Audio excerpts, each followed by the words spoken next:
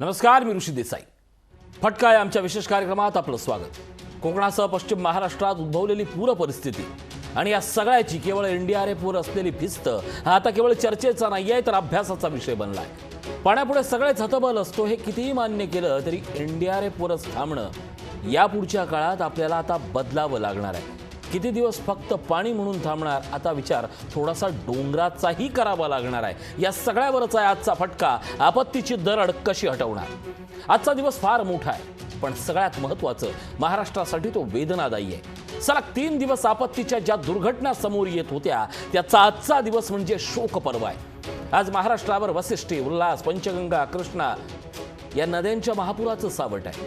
या सावटातून महाराष्ट्राला कसं वाचवायचं हे आता फक्त प्रशासनाचं नाही आहे तर अवघ्या महाराष्ट्राची स्वतःची जबाबदारी येऊन पडली आहे. गुरुवारचा संपूर्ण दिवस चिपळूणच्या प्रलयातला होता. तो प्रलय ओसरताना आता मात्र सांगली, कोल्हापूरच्या महापुराची दृश्य धडकी भरवत आहेत. पाण्याच्या भरतीबरोबरच केवळ एका गावाच्या भोवती पडणारा पुराच्या पाण्याचा विळखा हा आता धडकी भरवत चाललाय. पण आजच्या या पाण्याबरोबरच सगळ्यात मोठी बातमी आहे ती म्हणजे आज एका दिवसात आलेल्या राज्यात वाढलेल्या दरडी कोसळण्याच्या दुर्घटनेच्या बातम्या.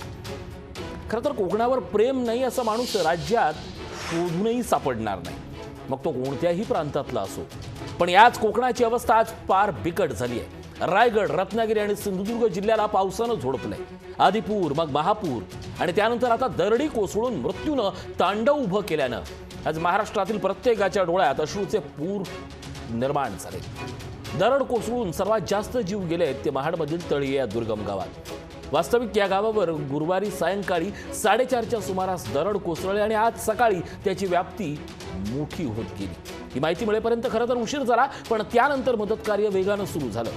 तळी या गावातील मृत्यूचा वाढणारा आकडा अजूनही सर्वांच्या काळजाचे ठोके वाढवत असतानाच सातारा जिल्ह्यातील आंबेघर आणि मिरगावमधील दरड कोसळण्याच्या बातम्या आल्या आणि सगळ्यांची धडधड पुन्हा वाढली. त्याच वेळी चिपळूण तालुक्यातील धामणमधील पोसरे गावात दरड कोसळण्याची बातमी आली. इथं अनेक जण ढिगाऱ्याखाली अडकल्याची भीती व्यक्त केली जात असताना दुपारनंतर रायगड जिल्ह्यातील पोलादपूरमधील दुर्घटनेची बातमी आली. पोलादपूर तालुक्यातील केवनाळे, गोविले, सुतारवाडी या दरडीखाली 9 जणांचा मृत्यू झाल्याची प्राथमिक बातमी होती, तर अनेक जण जखमी आहेत असं समजलं आणि मृतांचा आकडा वाढण्याची भीती निर्माण झाली. कोकणात आधीच महापुराचं संकट, त्यात दरड कोसळून लोकांचे जीव जात आहेत. अगदी बांद्यापासून ते रायगड पर्यंत प्रत्येक डोंगराला आता दरड कोसळण्याची भीती निर्माण झाली. अर्थात यापूर्वी राज्यात दरड कोसळण्याच्या अनेक दुर्घटना घडल्या. यातील सर्वांच्या लक्षात राहिली आहे ती म्हणजे माळीणची दुर्घटना. तो प्रसंग आजही सगळ्यांच्या लक्षात आहे. 30 जुलै 2014 रोजी पुणे जिल्ह्यातल्या आंबेगाव तालुक्यात माळीण या दुर्गम गावावर दरड कोसळली आणि त्यात 151 लोकांचा मृत्यू झाला. 44 घरं दरडीखाली गाडली गेली. 44 घरांचं प्रचंड मोठं नुकसान झालं. त्या अगोदर 5 सप्टेंबर 2009 रोजी मुंबईतील साकीनाका या भागात दरड कोसळून 12 जणांचा जीव गेला होता. 25 जुलै 2005 रायगडमध्ये भीषण ढगफुटी झाली होती. त्यावेळी महाड तालुक्यातील 5 गावांवर दरड कोसळून 194 जणांचा मृत्यू झाला होता. यामध्ये जुई होतं, कोंडिवती होतं, दासगाव होतं, रोहन होतं या गावांचा समावेश होता. 11 जुलै 2005 मुंबईतील एंटॉप हिल परिसरात अशीच दुर्घटना घडली. 5 जण ठार झाले. हे सगळं पाहिल्यानंतर दरडीचा धोका किती भीषण बनला याची दाहकता समजते. चिपळूणच्या प्रलयावेळी मळईच्या त्या घटनेनं कोकणाचंच नाही तर अवघ्या महाराष्ट्र हादरून गेला. रायगड जिल्ह्यात पावसानं दाणादाण उडवली. महाराष्ट्रातील विविध भागांमध्ये पावसानंही दाणादाण उडवली. रायगड जिल्ह्यात पावसानं हाहाकार उडवला असताना ही मोठी दुर्घटना समोर आली. दरड कोसळून तब्बल 38 जणांचा मृत्यू झाल्याची माहिती मिळते. महाड तालुक्यातील तळीये हे गाव भीषण दुर्घटना त्या ठिकाणी घडली आहे. तुफान पावसामुळे 35 घरांवर दरड कोसळली असून 80 ते 85 जण ढिगाऱ्याखाली अडकल्याची भीती. या भीषण दुर्घटनेनंतर एनडीआरएफकडून बचाव कार्य सुरू आहे. गेल्या आठवड्याभरापासून महाडमध्ये सुरू असलेल्या पावसामुळे दाणादाण उडाली. गुरुवारी दुपारी 4 वाजण्याच्या सुमारास ही दुर्घटना घडल्याची माहिती मिळते. महाड तालुक्यातील तळई हे गाव डोंगर कपारीमध्ये वसलेलं आहे. या गावावर दरड कोसळल्यानं दरडीखाली 35 घरं दबली गेली. स्थानिकांनी मातीच्या ढिगाऱ्याखालून 38 जणांचे मृतदेह बाजूला काढले. मात्र पावसामुळे मदत कार्यास अडथळा निर्माण होत होता. एनडीआरएफ आणि स्थानिक नागरिकांच्या मदतीनं अजूनही बचाव कार्य सुरू आहे. हे प्रकरण फक्त इथंच नाही थांबत. सातारा असेल, साताऱ्यामध्ये तर साताऱ्यातील पाटण, जावळी, वाई तालुक्यांमध्ये दरड कोसळून 8 जणांचा मृत्यू झालाय. साताऱ्यात पाटण तालुक्यातील ढोकावळे येथे डोंगर कोसळल्यामुळे 4 लोक मृत्युमुखी पडले. इतर लोकांना गावातील मंदिरात आश्रय देण्यात आलाय. याचबरोबर रस्त्यावर पाणी असल्यामुळे मदत कार्यात आता अडथळे निर्माण होत असून अडकलेल्या सगळ्यांना सुरक्षित स्थळी हलवण्याची मागणी होती. सातारा जिल्ह्यात सध्या चालू असलेल्या अतिवृष्टीमुळे पाटण तालुक्यातील मिरगाव, आंबेरघर, हुंबरहळी, ढोकावळे या ठिकाणी भूस्खलन झालंय. सद्यस्थितीत मिरगाव येथील एक व्यक्ती म्हणजे रेंगडी जावळी तालुक्यातील तिथले 2, कोंढावळ्यातले 2 आणि जोर येथील 2 तर धावरी येथील 1 अशा 8 जणांचा बळी गेलाय. वाईतल्या कोंढावळे येथील 5 घरं मातीच्या ढिगाऱ्याखाली दबली गेली. यातील 27 नागरिकांना सुरक्षित बाहेर काढण्यात आले. पाटण तालुक्यातील मिरगाव येथे झालेल्या भूस्खलनात जखमी झालेल्यांना आणि हुंबरळ येथील जखमींना हेळवाग पाटण तालुक्यातलं तिथे उपचारासाठी दाखल करण्यात आले. हुंबरळीच्या घटनेतील एका वृद्ध महिलेचा मृत्यू हा चटका लावणार आहे. सातारा जिल्ह्यात पावसानं रौद्ररूप धारण केल्यानंतर दरड कोसळून ढिगाऱ्याखाली 4 घरं दबली गेल्याची धक्कादायक घटना समोर आली. 14 लोक अडकली असल्याची भीती व्यक्त होते. ही मोठी दुर्घटना काल रात्रीच्या पाटण तालुक्यातील मोरणा विभागात खालचे आंबेघर इथे घडली. त्याचबरोबर कोयनानगर, मिरगाव येथेही दरडी कोसळत आहे. लक्षात घ्या, आजच्या एका दिवसात दरड हा विषय किती अधोरेखित होतोय. या गोष्टी संपत नाही तोपर्यंत मावळमधनं बातमी आली. मावळच्या तुंग किल्ल्याच्या पायथ्याशी असलेल्या घरावर दरड कोसळल्यानं घर जमीनदोस्त झाल्याची घटना समोर आली.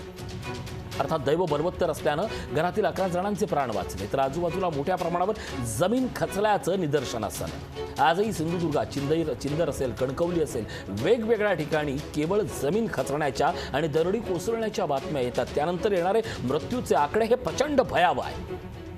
महाराष्ट्रातल्या जिथं जिथं डोंगर आहे तिथं तिथं गावकऱ्यांच्या मनात आज भीती निर्माण झाली आहे. कोण वाचवणार या दरडीपासून? आज महाराष्ट्राचं प्रशासन आणि समाजमन फार वेगवेगळ्या पातळीवर एक लढाई लढते. एकीकडे चिपळूणमधल्या पुरात अडकून पडलेल्या लोकांना वाचवण्याचे एनडीआरएफचं आव्हान आहे. दुसरीकडे राज्यभरात दरडी कोसळून 10 पेक्षा जास्त घटना घडत आहेत. तर तिसरीकडे राज्यभर पडत असलेल्या नद्यांच्या पाण्यांमध्ये झालेली पुरानं झालेली वाढ असेल. या सगळ्या घटनेतना दरड दुर्घटनेत हतबल झालेला आजचा महाराष्ट्र वेगळा आहे आणि तोच चर्चेचा विषय आहे.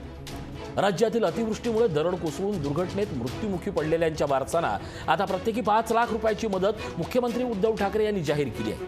ही आपत्ती कोसळलेल्या कुटुंबियांच्या दुःखात आपण सहभागी आहोत अशा शोकसंवेदनाही मुख्यमंत्री उद्धव ठाकरे यांनी प्रकट केल्या आहेत. रायगड जिल्ह्यातील महाड तालुक्यातील मळई मधलीवाडी, त्याचप्रमाणे पोलादपूर तालुक्यातील गोवेले साखर सुतारवाडी, केवनाळे, रत्नागिरी जिल्ह्यातील खेड, सातारा जिल्ह्यात पाटण तालुक्यातील मिरगाव, आंबेघर, हुंबराळे, ढोकवळे, वाई तालुक्यातील कोंडवळी आणि मोजेजोर अशा एकूण 10 ठिकाणी दरडी कोसळून मृत्यू झाले. या मृतांच्या वारसांना प्रत्येकी 5 लाख रुपये मदत जाहीर करण्यात आली आहे. तसंच या दुर्घटनांमधील जखमींच्या उपचाराचा खर्च शासनातर्फे करण्यात येईल असं प्रशासनानं म्हटलंय.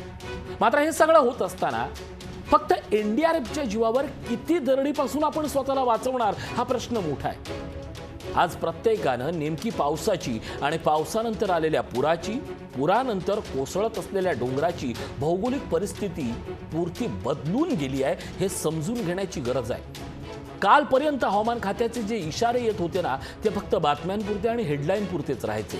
हे इशारे आता प्रत्येकानं स्वतःसाठी ऐकून घेण्याची गरज आहे. हवामान खात्याच्या इशाराला जाहीररित्या ऐकताना ते आपण वैयक्तिकरित्या एक गाफिलगिरी समजतो आणि त्याची फार मोठी किंमत आपल्या सोबत आपल्या अखंड समाजाला चुकवावी लागते. आज नेमकी हवामानाची परिस्थिती काय? उत्तरेकडून येणारे वारे आणि अरबी समुद्रातून वाहणारे वारे हे एकत्र आल्यानं सध्या महाराष्ट्र, कोकण आणि पश्चिम महाराष्ट्रात पावसानं हे थैमान घातलंय. वातावरण बदलामुळे अशा घटना भविष्यातही घडणार आहे आणि अशा घटनेत कधी पुरामुळे तर कधी दरडी कोसळल्यामुळे जीवितहानी आणि मालमत्तेचं नुकसान होणार आहे. आता गरज आहे की या आपत्तीच्या या दरडी पडल्यावर यातनं स्वतःला कसं वाचवायचं, जीवितहानी कशी रोखायची, वित्तहानी कशी रोखायची, यासाठी आता सरकारनं पावलं उचलायला हवी. हवामान विभागानं अंदाज देताना 12 तास आधी पुढचं वातावरण कसं असेल याचा जर अंदाज दिला तर आपत्ती व्यवस्थापन आणि यंत्रणांना काम करणं सोपं जाईल. पण अर्थात त्यांनी अंदाज दिलाय तो अंदाज आपणही पाळणं हे फार गरजेचं बनलंय. दरवर्षी पुराच्या घटना घडल्या की समित्या नेमल्या जातात, मात्र त्यातून निष्पन्न काहीच होत नाही. त्याकडे दुर्लक्ष केलं जातं हे सत्य आता स्वीकारावं लागणार आहे. आज मुख्यमंत्र्यांचं काही वाक्य अत्यंत महत्त्वाचं आहे. आपल्याला काही शब्दांची व्याख्या बदलावी लागणार आहे. अतिवृष्टीच्या पलीकडे जाऊन पाऊस होतोय, अनपेक्षित असं दरडीचं असेल, पुराचं असेल, भूस्खलनाचं असेल, हे संकट दिसतंय. दरडी कोसळतायत, पुराचं पाणी वाढतंय, या सगळ्या संकटाला आपण सामोरं जात आहोत। यावेळी अर्थातच केंद्र आणि राज्य सरकार एकत्रितरित्या महाराष्ट्रासोबत आहेत। लष्करी, हवाई दल, नेव्ही, एनडीआरएफ सगळ्यांकडनं मदत कार्य, बचाव कार्य पोहोचतंय आणि जिथं पोहोचत नाहीये ना तिथंच तर हा प्रश्न निर्माण होतोय। चिपळूणपासून अवघ्या 7 किलोमीटरवर अंतरावर असणाऱ्या परशुराम घाटात काल सगळी यंत्रणा थांबली।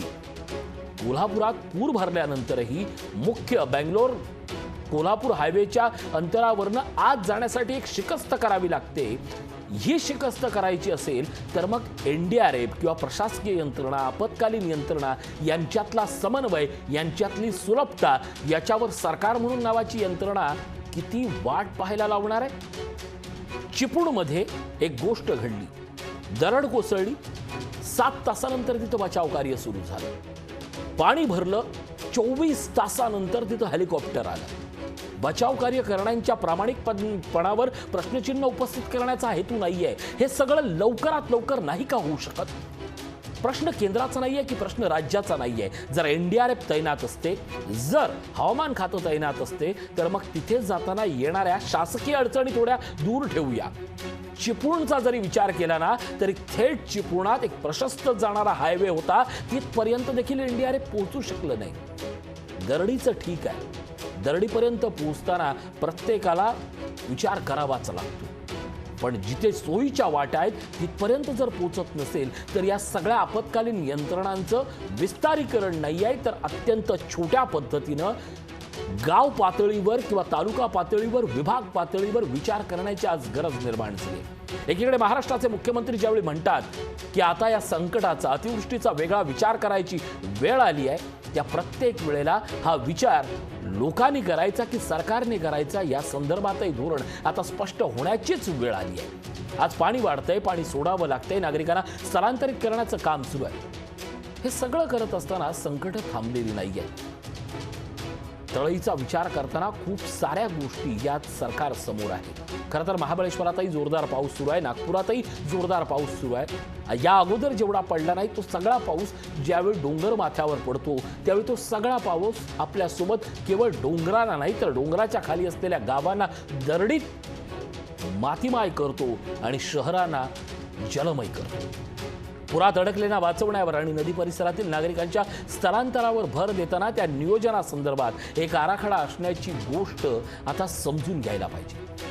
मुळात दरडीपासून वाचवणारा संरक्षक ना सरकार आहे ना कुठली गोष्ट आहे। दरडीपासून वाचवणारा संरक्षक कुणीच नाहीये। तशी पाहायला गेलं तर दरडीच्या कुशीत घर बांधणं हे देखील चूक नाहीये, कारण ती पारंपरिक असलेली समाज रचना आहे।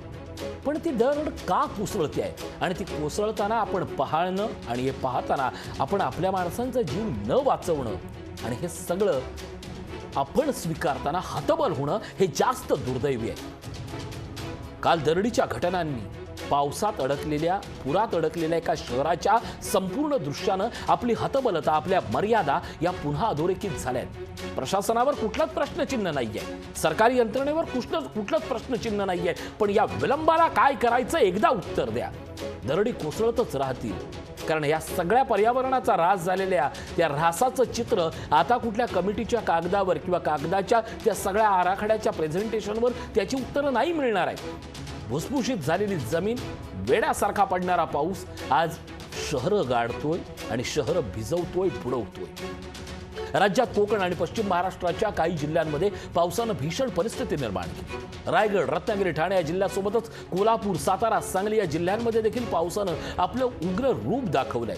रायगड, सातारा या ठिकाणी पावसामुळे झालेल्या दुर्घटनांमध्ये 40हून अधिक नागरिकांना आपला जीव गमवावा लागला आहे। हे सगळं पाहत असताना एकीकडे नागरिक पावसाच्या अक्राळ विक्राळ रूपाचा सामना करत असताना सरकारी आणि प्रशासकीय पातळीवर परिस्थितीचा विचार करण्यासाठी नेमके काय हालचाली चालू आहेत हे सरकार म्हणून आता लोकांना कळलं पाहिजे। खरं तर या पातळीवर आज उपमुख्यमंत्री अजित पवार आणि संरक्षण मंत्री राजनाथ सिंग यांची आपत्कालीन मदतीच्या संदर्भात चर्चा झाली। सुरक्षा दलांकडून राज्याला मदत केली जाणार आहे। पण राज्यात अतिवृष्टी आणि दरड कोसळलेल्या भागात सैन्य दलाची मदत तात्काळ उपलब्ध करण्यात आली आणि त्या संदर्भात आता नियोजन सुरू आहे। सैन्य दलाची वेळप्रसंगी अधिकची मदतही उपलब्ध करण्याचं आश्वासन संरक्षण मंत्र्यांनी दिलंय। अतिवृष्टीग्रस्त भागातील बचाव आणि मदत कार्यासंदर्भात संरक्षण मंत्रालयाशी समन्वय ठेवण्यासाठी आता राज्य सरकारनं मदत आणि पुनर्वसन विभागाचे सचिव असीम गुप्ता यांच्यावर नोडल ऑफिसर म्हणून जबाबदारी सोपवली आहे। राज्याचे मुख्य सचिव सीताराम कुंटे स्वतः बचाव आणि मदत कार्यावर लक्ष ठेवून आहेत। मुख्यमंत्री उद्धव ठाकरे आणि स्वतः उपमुख्यमंत्री अजित पवार सातत्यानं अतिवृष्टीग्रस्त भागातील मदत आणि बचाव कार्याचा आढावा घेत आहेत, आवश्यक ते सूचना देत आहेत। दरम्यान राज्यातील कोकण आणि पश्चिम महाराष्ट्रातील काही जिल्ह्यांना अतिवृष्टीचा जोरदार तडाखा बसलाय। या सगळ्या पार्श्वभूमीवर संबंधित जिल्ह्याचे पालकमंत्री, त्या जिल्ह्यातील मंत्रिमंडळातील मंत्री, लोकप्रतिनिधी यांना पूरस्थिती पूर्ववत होईपर्यंत जिल्हा न सोडण्याचे आदेश देण्यात आले असं सरकारी पातळीवरून सांगण्यात आलंय। पण मुख्यमंत्री साहेब, उपमुख्यमंत्री साहेब एकदा स्वतःला विचारा की तुमचे मंत्री, तुमचे पालकमंत्री खरंच त्या जिल्ह्यात आहेत का? हा प्रश्न काल उपस्थित झालाय संपूर्ण कोकणपट्टीतल्या त्या तीनही जिल्ह्यांमध्ये। दुर्दैवाने हा प्रश्न उपस्थित होईल यानंतर पुरानं, दरडी कोसळलेल्या प्रत्येक दुर्घटनेनंतर। त्यावेळेला तुम्ही उत्तर कुठल्या कागदावर देणार आहात आणि कुठल्या माईक समोर देणार आहात? प्रशासन म्हणून काम करत असताना एक जबाबदारी असते, एक बांधिलकी असते की लोकांना धीर देण्याची। कोयनेचं पाणी वाढत असताना त्या कोयनेचं पाणी जसं विसर्ग म्हणून सोडणं आवश्यक आहे, त्याच वेळेला त्या पाण्याचा विसर्ग होताना त्या विसर्गाची वाट कशी असली पाहिजे याचं धोरण नेमकं कुठल्या वर्षी ठरवलं जाणार आहे? दरडी कोसळत असताना मुसळधार पाऊस यंदा मागच्या वर्षीपेक्षा पाऊस झाला, मागच्या 1000 वर्षापेक्षा पाऊस झाला, हे गोष्ट नियोजन नावाची गोष्ट म्हणून केवळ पर्यावरण तज्ज्ञांकडनं स्वीकारायची की सरकार म्हणून तुम्ही स्वीकारणार आहात? पाण्याची पातळी वाढत चालली आहे। एकीकडनं डोंगरावरनं येणाऱ्या पाण्याची, दुसरीकडनं नद्यांच्या पातळीत झालेली वाढ, ही सगळी वाढ आता समजून घेतली पाहिजे आणि ती सांगितली पाहिजे। महाड, पोलादपूर, खेड, चिपळूण, गुहागर, पाटण, शिराळा, कोल्हापूर प्रत्येक शहरांमध्ये पूरस्थिती क्षणाक्षणाला गंभीर बनते।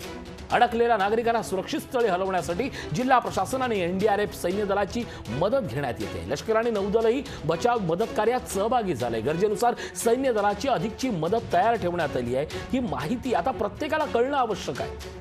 अतिवृष्टीग्रस्त भागात रस्ते आणि वाहून गेल्यानं, दरड कोसळल्यानं ज्या गावांचा संपर्क तुटलाय तिथल्या नागरिकांना सुरक्षित स्थळी हलवण्याचं, खाद्यपदार्थांची पाकिटं पुरवण्याचे निर्देश देण्यात आले आहेत। पण प्रत्यक्षात ऑन फील्ड मदत किती वेळाने आणि किती तासाने आणि प्रत्येक माणसापर्यंत पोहोचते का याचा ऑडिट कोण घेणार आहे?